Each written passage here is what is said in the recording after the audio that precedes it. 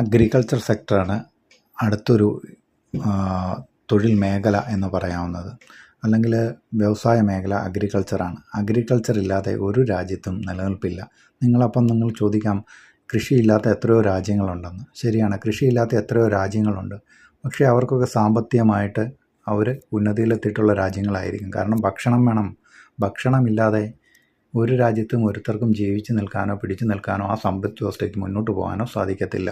അത് അഗ്രികൾച്ചർ കൂടിയേ തീരും. ഒരു ബേസിക് കമ്മ്യൂണിറ്റിയാണ് അഗ്രികൾച്ചർ എന്ന് പറയുന്നത്. അഗ്രികൾച്ചറിലുള്ള തൊഴിൽ അല്ലെങ്കിൽ വ്യവസായങ്ങൾ എന്തൊക്കെ അഗ്രികൾച്ചറുമായി ബന്ധപ്പെട്ട് ചെയ്യാമെന്ന് ചോദിച്ചു കഴിഞ്ഞാൽ, നമുക്ക് ഫുഡ് ഇൻഡസ്ട്രി, അതായത് നമുക്ക് ഫുഡ് പ്രൊക്യൂർമെൻറ്റ്, അതിൽ ധാന്യങ്ങൾ വിളയിക്കുന്നതാകാം, അല്ലെങ്കിൽ അവ കളക്ട് ചെയ്ത് സൂക്ഷിക്കുന്ന സ്റ്റോറേജ് ഏരിയകളാകാം, അല്ലെങ്കിൽ ട്രാൻസ്പോർട്ട് ചെയ്യുന്ന ട്രാൻസ്പോർട്ടേഷൻ സർവീസുകളാകാം, അതുമല്ലെങ്കിൽ അവയെ വാല്യൂ ആഡഡ് പ്രോഡക്റ്റ് സർവീസസ് ആയിട്ട് ഡെവലപ്പ് ചെയ്യുന്ന തരത്തിലുള്ള ബിസിനസ്സുകളാകാം.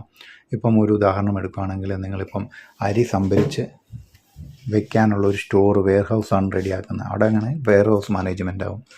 അപ്പോൾ ആ അരിയെ തന്നെ നമ്മൾ പൗഡർ രൂപത്തിലാക്കി പുട്ടുപൊടിയോ ഇഡ്ഡലിക്കുള്ള പൊടിയോ അല്ലെങ്കിൽ അപ്പപ്പൊടിയോ ഒക്കെ ആക്കി നമ്മൾ വാല്യൂ ആഡഡ് പ്രോഡക്റ്റ് സർവീസുകളാക്കി കഴിഞ്ഞ് കഴിഞ്ഞാൽ കൂടുതൽ നമുക്ക് ലാഭം കിട്ടുന്ന പ്രോഡക്റ്റുകളാക്കി മാറ്റാനായിട്ട് നമുക്ക് സാധിക്കും. അതുപോലെ പഴങ്ങൾ, പച്ചക്കറികൾ, ഇവയുടെ ഉൽപ്പാദനം, വിപണനം, ഇവയൊക്കെ അനവധി തൊഴിൽ സാധ്യതകളാണ് നമ്മുടെ മുന്നിൽ തുറന്നിട്ട് തരുന്നത്. എന്തിനു വേറെ പറയുന്നു, വീടുകളിൽ തന്നെ നമുക്ക് ചെയ്യാൻ സാധിക്കുന്ന കൂൺ കൃഷി. ഇന്ന് ധാരാളം ആളുകൾ കൂൺ കൃഷി ചെയ്യുന്നുണ്ട്. ചെറിയ മുതൽ മുടക്കിലും ചെറിയ സ്ഥല സൗകര്യങ്ങളിലും നമുക്ക് ചെയ്യാൻ പറ്റുന്ന കൃഷികളാണ് കൂൺ കൃഷി. നമുക്ക് ചെയ്യാൻ പറ്റും. അതുപോലെ ഓർഗാനിക് വെജിറ്റബിൾസ് നമുക്ക് ചെയ്യാൻ പറ്റും. ഇതൊക്കെ വീട്ടിൽ തന്നെ നമുക്ക് ചെയ്യാൻ പറ്റുന്ന കാര്യങ്ങളാണ്. അതുപോലെ പഴം, പച്ചക്കറി കൃഷികൾ, ഇവയൊക്കെ ഇതിൻ്റെ ഭാഗമാണ്. പശു വളർത്തൽ, അതുപോലെ തന്നെ ഡയറി ഫാമുകൾ, പിന്നെ പാലുൽപ്പന്നങ്ങളും ഉൽപ്പാദിപ്പിക്കുന്നവ, ഇനി അടുത്ത പറയുകയാണെങ്കിൽ തീറ്റപ്പുല്ലുകൾ ഉണ്ടാക്കുക, തീറ്റപ്പുൽ കൃഷി. ഇതൊക്കെ നമുക്ക് നോക്കുമ്പോൾ വളരെ ചെറുതായിട്ട് നിങ്ങൾക്ക് തോന്നാം. പക്ഷേ ഇതിനൊക്കെ അനന്തമായ സാധ്യതകളുണ്ട്. അതുപോലെ തന്നെ വൻകിട ആളുകൾ ചെയ്യുന്നതാണ് ഇതൊക്കെ. ഇതിലൂടെ നല്ലൊരു വരുമാനം നമുക്ക് ഉണ്ടാക്കാൻ സാധിക്കും. അതുപോലെ തന്നെ ഈ സൈഡ് ബിസിനസ്സായിട്ടും നമുക്ക് തുടങ്ങാൻ സാധിക്കുന്നവയാണ് ഈ ചെറുകിട ബിസിനസ്സുകളൊക്കെ. അഗ്രികൾച്ചർ മേഖലകളിലുള്ള നമുക്ക് ചെയ്യാൻ കഴിയും. മീൻ വളർത്തൽ, നമ്മുടെ വീട്ടിലൊക്കെ കുളങ്ങളൊക്കെ ഫ്രീ ആയിട്ടുണ്ടെങ്കിൽ, ഉപയോഗശൂന്യമായിട്ടുള്ള കുളങ്ങളുണ്ടെങ്കിൽ അവയിലൊക്കെ നമുക്ക് മീൻ കുഞ്ഞുങ്ങളെ നിക്ഷേപിച്ച് മീൻ വളർത്തൽ, അതുവഴി നല്ലൊരു വരുമാനം മാർഗം നമുക്ക് കണ്ടെത്താൻ സാധിക്കും. പിന്നെ കോഴിക്കുഞ്ഞുങ്ങൾ, മുട്ട ഉൽപ്പാദനം, ഇവയൊക്കെ ഇന്ന് നിങ്ങൾ കരുതുന്ന പോലല്ല. അനുദിനം ഇവയുടെയൊക്കെ വില ഉയർന്നു വന്നുകൊണ്ടിരിക്കുകയാണ്. നമുക്ക് സ്വന്തമായി ഉൽപ്പാദിപ്പിച്ച് നമ്മുടെ ഉപയോഗത്തിന് ശേഷം കുറച്ച് മറ്റുള്ളവർക്ക് കൊടുക്കാൻ സാധിച്ചാൽ അതും ഒരു ബിസിനസ്സാണ്. അങ്ങനെ സൈഡ് ബിസിനസ് അനേകമായിട്ട് നമുക്ക് ചെയ്യാനായിട്ട് സാധിക്കും. ഇങ്ങനത്തെ ചെറിയ ചെറിയ ബിസിനസ്സുകൾ മുതൽ നമുക്ക് ചെയ്യാൻ സാധിക്കുന്ന അവസരങ്ങൾ നമ്മുടെ ചുറ്റുപാടും നമുക്ക് തന്നെ കണ്ടെത്താൻ സാധിക്കും. ഇതേപോലെ ചെറിയ ചെറിയ വീട്ടിൽ നിന്നിട്ടുള്ള സൈഡ് ബിസിനസ് വഴി വരുമാനം കണ്ടെത്താൻ പറ്റുന്ന ബിസിനസ്സിനെ കുറിച്ച് നമ്മൾ അടുത്ത ഏതെങ്കിലും ഒരു വീഡിയോയിൽ നമ്മൾ ചെയ്യാം. ഇപ്പോൾ നമ്മൾ കൃഷിയുമായിട്ട് ബന്ധപ്പെട്ട് പറയുകയാണെങ്കിൽ, കൃഷി മേഖലയിൽ ധാരാളം അവസരങ്ങൾ യുവാക്കൾക്കുമുണ്ട്, മുതിർന്നവർക്കുമുണ്ട്. ഇന്ന് കാലം മാറി. പണ്ടത്തെ പോലെയല്ല. യുവാക്കളെല്ലാം കൃഷി മേഖലയിലേക്ക് തിരിയാൻ തുടങ്ങിയിട്ടുണ്ട്. അവരൊക്കെ ഇന്ന് ലീസിന് സ്ഥലമെടുത്തിട്ട് കൃഷി ചെയ്യുന്നുണ്ട്. പണ്ട് ആളുകൾ പറയുമായിരുന്നു, എനിക്ക് കുറച്ച് സ്ഥലമേ ഉള്ളൂ, അതുകൊണ്ട് എനിക്ക് അവിടെ എന്ത് ചെയ്യാനാണ്. ഇന്ന് നമുക്കതിനെല്ലാം ശാസ്ത്രീയമായിട്ടുള്ള സൗകര്യങ്ങൾ ഇന്ന് സമൂഹത്തിൽ ലഭ്യമാണ്. ചെറിയ സ്ഥല സൗകര്യങ്ങളും ധാരാളം കൃഷി ചെയ്യാനുള്ള മാർഗങ്ങളുമൊക്കെ ഇന്ന് നമുക്ക് ലഭ്യമാണ്. ഇന്ന് യുവാക്കൾ ചെയ്യുന്ന ഒരു കാര്യമുണ്ട്. അവർ പോയിട്ട് സ്ഥലം പാട്ടത്തിനെടുക്കും, ലീസിനെടുത്തിട്ട് അവിടെ കൃഷി ചെയ്യുക. കൃഷി ചെയ്തിട്ട് അവർ സ്വന്തമായി പിന്നീട് ഭൂമി വാങ്ങിച്ചിട്ടുള്ള ഒരുപാട് കഥകളുണ്ട്. അങ്ങനെയും കൃഷി ചെയ്യുന്ന ആളുകളുണ്ട്. അപ്പോൾ നമുക്ക് വരുമാനം കൃഷിയിൽ ഒരിക്കലും നഷ്ടമെന്ന് പറയാൻ പറ്റില്ല. പിന്നെ ഗവൺമെൻറ്റിൻ്റെ ഇടപെടലുകളും പിന്നെ വരുന്ന കാലാവസ്ഥാ വ്യതിയാനങ്ങളുമൊക്കെ നമ്മുടെ ജീവിത ചെലവുകളും ഇതൊക്കെ നമ്മുടെ കൃഷിയെയും ബാധിക്കാറുണ്ട്. കൃഷി നല്ല രീതിയിൽ പഠിച്ചിട്ട് ചെയ്യുകയാണെങ്കിൽ, നല്ല രീതിയിൽ ചെയ്യുകയാണെങ്കിൽ, മണ്ണറിഞ്ഞ് വിത്തിറക്കി കഴിഞ്ഞാൽ നല്ല വിളവ് ലഭിക്കുകയും നല്ല വരുമാനം ലഭിക്കുകയും ചെയ്യും. കൃഷി മേഖല നിങ്ങൾ പറയുന്ന മണ്ണിലെടുക്കുന്ന പണി മാത്രമല്ല, ഇവയുടെ കളക്ഷൻ ഉണ്ടാകും. അതായത് ഫ്രൂട്ട്സ്, വെജിറ്റബിൾസൊക്കെ ശേഖരിക്കുക, അത് മാർക്കറ്റിൽ കൊണ്ട് വിപണനം നടത്തുക, അപ്പോൾ ഡയറക്റ്റായിട്ട് സംഭരിക്കുക, നേരിട്ട് സംഭരിച്ച് മാർക്കറ്റുകളിലെത്തിക്കുക, അതുപോലെ പ്രോഡക്റ്റുകൾ, പഴങ്ങളൊക്കെ വാങ്ങിക്കുക, അതിൻ്റെ എക്സ്ട്രാക്റ്റുകൾ വേർതിരിച്ചെടുക്കുക, അല്ലെങ്കിൽ അവ ജ്യൂസുകൾ നിർമ്മിക്കുക. അങ്ങനെ വാല്യൂ ആഡഡ് ആയിട്ടുള്ള പ്രോഡക്റ്റുകൾ നമ്മൾ വിപണിയിൽ എത്തിക്കുക. ഇതൊക്കെ നമുക്ക് അധിക വരുമാനം നേടിത്തരുന്ന കാര്യങ്ങളാണ്. അഗ്രികൾച്ചർ മേഖല അല്ലെ കാർഷിക മേഖല എന്ന് പറയുന്നത് ഒരിക്കലും മോശമായിട്ടുള്ള ഒന്നല്ല. കാർഷിക മേഖലയിലുള്ളവരെ നമ്മൾ ബഹുമാനിച്ചേ പറ്റൂ. കാരണം നമുക്ക് അന്നം തരുന്നത് കാർഷിക മേഖലയാണ്. കർഷകരില്ലെങ്കിൽ നമ്മളെല്ലാം പട്ടിണിയാണ്. അത് മനസ്സിലാക്കുക. അത്രത്തോളം പ്രാധാന്യമുണ്ട് കാർഷിക മേഖലയ്ക്ക്.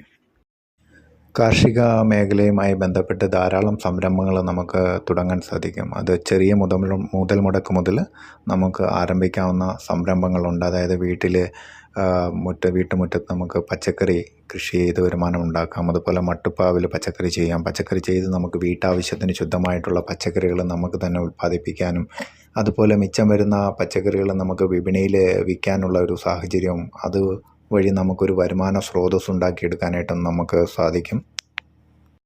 അടുത്ത കാർഷിക ഉൽപ്പന്നങ്ങളും അതിൽ നിന്നുണ്ടാക്കുന്ന വാല്യൂ ആഡഡ് ആയിട്ടുള്ള പ്രോഡക്റ്റുകളും നമുക്ക് വിപണിയിൽ എത്തിക്കുകയാണെങ്കിൽ അത് നമ്മളൊരു ഡയറക്റ്റ് ഒരു പ്രോഡക്റ്റ് സെല്ല് ചെയ്യുന്നതിനേക്കാട്ടിലും അല്ലെങ്കിൽ റോ മെറ്റീരിയൽ വിൽക്കുന്നതിനേക്കാട്ടിലും കൂടുതലായി ലാഭം, അതുപോലെ നല്ലൊരു വരുമാനം നമുക്ക് ഉണ്ടാകാനായിട്ട് സാധിക്കുന്നതാണ്.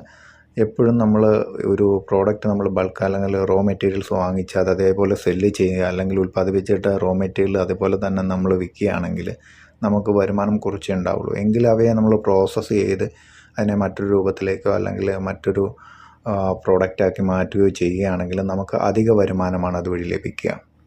സമൂഹത്തിൻ്റെ ആവശ്യം അറിഞ്ഞിട്ടുള്ള പ്രോഡക്റ്റുകൾ നമ്മൾ വിപണിയിൽ എത്തിക്കാനായിട്ട് ശ്രമിക്കണം. എപ്പോഴും പറയുന്നത് പോലെ നമ്മൾ ഏതിനെ എടുത്തു ചാടുന്നതിന് മുന്നേ നമ്മളൊന്ന് ആലോചിച്ചിട്ട് അത് കറക്റ്റാണ് എന്ന് നമുക്ക് ഉത്തമ ബോധ്യമുണ്ടെങ്കിൽ നമ്മൾ തീർച്ചയായിട്ടും നമ്മൾ ഇറങ്ങുക.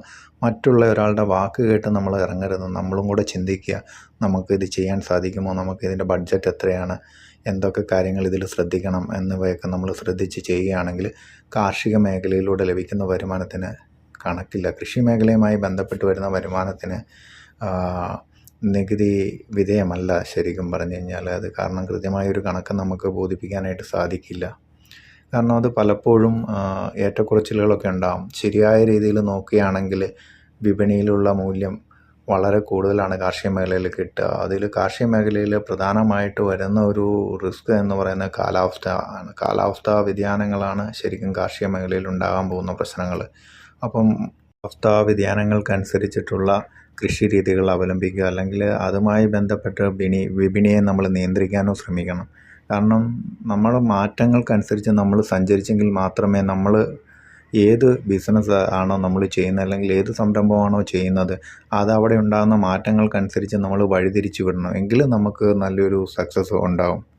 ഈ കാർഷിക സംരംഭം എന്ന് പറയുമ്പം പഴം പച്ചക്കറികൾ വിൽക്കുന്ന ഫ്രൂട്ട് സ്റ്റാളുകൾ, ഫ്രഷ് ജ്യൂസ് വിൽക്കുന്ന സ്റ്റാളുകൾ, അതുപോലെ നമ്മുടെ ഉൽപ്പന്നങ്ങൾ വിപണിയിലെത്തിക്കുക, അവ നല്ല രീതിയിൽ മാർക്കറ്റ് ചെയ്ത് വിപണിയിൽ കൊടുക്കുക, അല്ലെങ്കിൽ അത് ഡെലിവറി ചെയ്യുന്ന ഒരു ഷോപ്പ് നമ്മൾ റെഡിയാക്കുക, അല്ലെങ്കിൽ ഡെലിവറി സിസ്റ്റം നമ്മൾ ഡെവലപ്പ് ചെയ്ത് മാർക്കറ്റിലെത്തിക്കുക, ഓൺലൈനിലൂടെ നമ്മൾ വിപണനം നടത്തുക. അതുമല്ലെങ്കിൽ നമ്മളൊരു ചെറിയ ഷോപ്പ് നമ്മൾ തയ്യാറാക്കുക, ഷോപ്പിലൂടെ നമ്മൾ ഉൽപ്പാദിപ്പിക്കുന്ന അല്ലെങ്കിൽ നമ്മൾ കളക്ട് ചെയ്യുന്ന ഉൽപ്പന്നങ്ങൾ നമ്മൾ വിറ്റഴിക്കുക.